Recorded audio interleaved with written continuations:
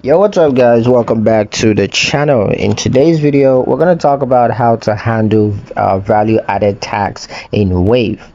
If you operate in a country that uses value added tax like the UK, EU countries or other countries, here's how to set it up and to manage it in Wave. First thing you want to do is to set up value added services as a sales tax. All you got to do is go to settings and then sales taxes, and then you're going to click create a sales tax, and you got to enter the name, which is of course the value added tax. You're also going to need to enter the rate or whatever percentage it is, as well as a description.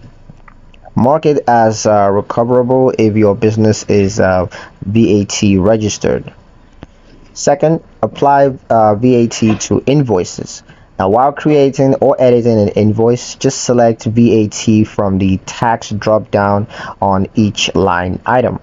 If selling to customers outside your VAT jurisdictions, all you gotta do is set those items as 0 rated or exempt, depending of course on your country rules. Third, record VAT on bills from suppliers. When creating a bill, also apply the VAT tax code to reflect the input VAT that you're going to reclaim. 4. Generate VAT reports. Use the sales tax report under reports to view. You can view the output VAT, that's the tax you charged on sales. You can also view the input VAT, that's the tax you paid on purchases. 5. Submit your VAT return. Export your tax reports, then manually enter the figure into your country's tax portal, or you can give it to your accountant for submission. A quick note, Wave does not file VAT returns automatically, but it does provide the necessary data for manual filings.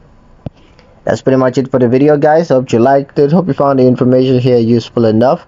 If you did, like the video, comment down below, let me know what you thought. Share the video with your friends and subscribe to the channel if you haven't done so already, and I'll see you guys in the next one.